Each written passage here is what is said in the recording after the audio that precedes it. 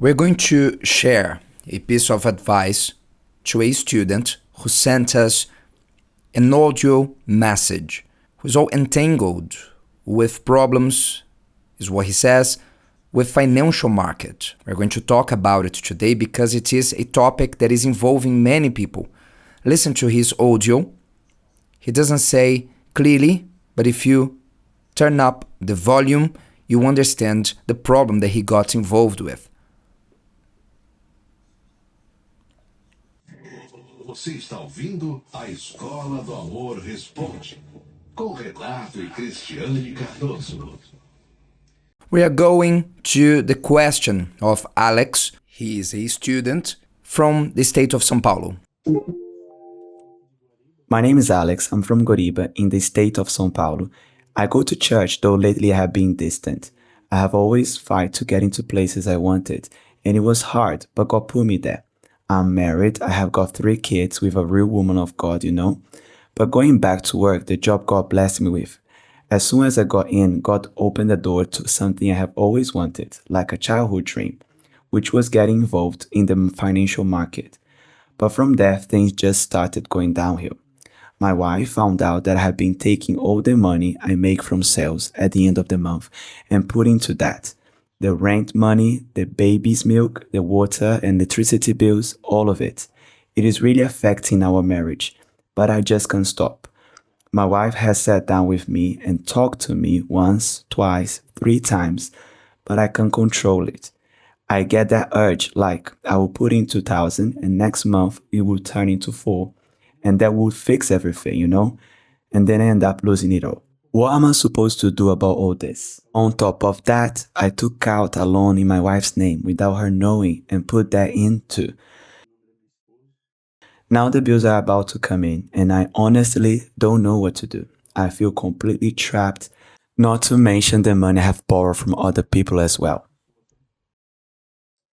Well, so he said that he had a childhood dream to join the financial market. In other words, to become rich, to be rich. He spent what he had, what he didn't have. He took a loan under his wife's name and he cannot stop. And he thinks, let me bet once again. Because this is what it is. Promises of returns, and they bet everything they have and they lose everything that they have. I hope you're not speaking about betting, but it's basically the same. Let me explain when I say it is the same thing. It seems like the expression financial market, it became some kind of nickname to bring many financial scams. You hear the terms invest in the financial market.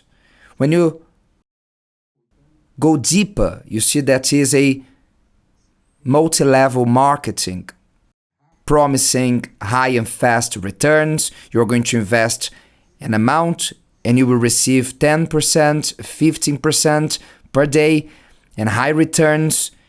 And then you can withdraw whatever you want. I will teach you to become a trader, a salesperson in the financial market. I will teach you how to deal with foreign currency, cryptocurrency. There'll be a bot that will do all the trades. You need to do nothing. You just need to sit at home and see your money growing. These are promises that people fall for quite easily. Why easily? As in the case of Alex, our student. Since I'm a child, I have a dream, which means his heart has always searched for this dream of becoming rich. Before falling for these scams that he's falling now, he fell for the scam of the heart. The heart has deceived him and keeps deceiving him. You see that even after losing rivers of money, he keeps betting, believing that he will recover everything he lost. Why? Because deep down, this is a spiritual problem. Because it's when the person, without they realizing, they changed their God. They stopped believing in God. As you, Alex, you said, you were from the church, but now you're not attending it anymore. Why? Because without you realizing, you exchanged God for Mammon, the living and true God of the Bible. You changed him for Mammon. You have been believing in the God money. Mammon is the God of the money, the God of this century, of this world. The person places their faith on the money. They think, if I make enough money, it will be the answer to all my problems and situations. And that's why the person falls easily for these promises. And they start to pay for courses. Buy the course and I'll teach you to become rich. And that person who is selling the course, you need to stop and ask, why are they selling a course? If they are so rich, why are they selling courses? Why do they need you to buy their course? Do they make money with what they tell you must do or selling you courses? What people don't think is that most of these courses, the salesperson became rich selling courses and not doing something else, but selling courses. Unfortunately, it is a sad situation that many have been falling for it. And when we add on top of that, families that are in debt, they come from that and they feel more tempted to take a loan to pay for the debt, and it becomes a snowball effect that they cannot come out of it. That's why the word of God says the one who borrows becomes a slave of the one who is lending. And if you want to do something right with your financial life, learn to live within your earnings. I will repeat, learn to live within your earnings. If you have to pay something in installments, it's because you cannot buy, at least for now. So you save money and you pay all at once, unless you are going to pay installments, something that will bring profit, is within my budget, and I will pay for that land, that apartment, the flat, because there's a value after you're paying for it. And then you say, I will pay installments for a mobile phone or clothes or this or that.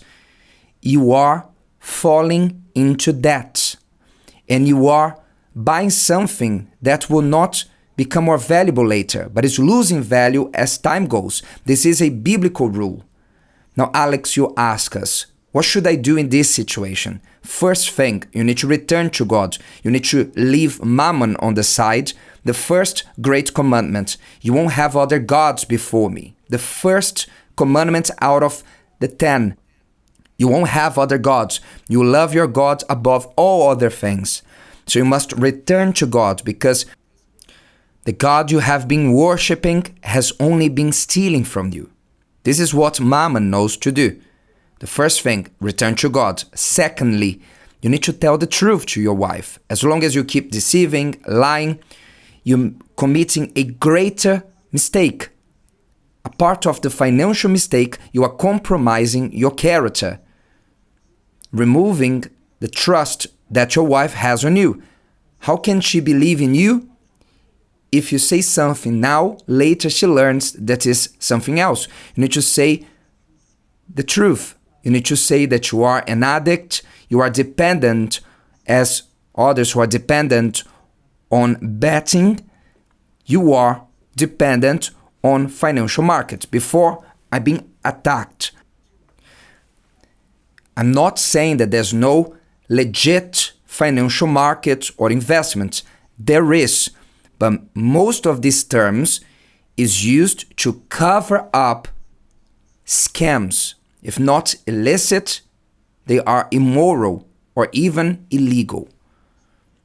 So you must recognize that you are addicted and you must look for help and deliverance.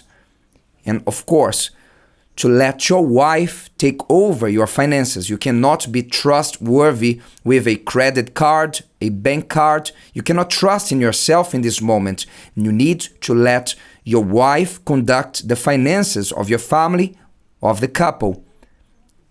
The cards, the passwords, you will need her for everything. You need to top up the fuel of the car. You need to ask her. Yes, because she's the reasonable person in the marriage at this moment, and you need help. And meanwhile, you are being freed from this. She will conduct the finances you have. Did you understand, Alex? Do this. Return to God. Seek for deliverance, and you will be helped. I'm certain of that. Well, students, that's all for today. We come back tomorrow at the same time, the same place with more Love School answers. Don't forget, stay with us this Thursday, Christmas Day, at 5 p.m. at the Temple of Solomon with your family or you alone, but bring a loaf of bread to be blessed. Will be the breaking of the bread, a special ceremony on Christmas Day. God bless you all. See you then. That's it.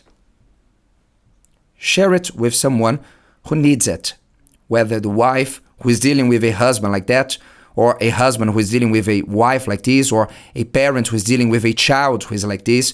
You have a friend who became an addict. Without knowing it, they became a worshiper of Mammon, and they need help. So send this message to them. Who knows, we may help someone to be free from this disgrace that is destroying our country. God bless you all. See you next time.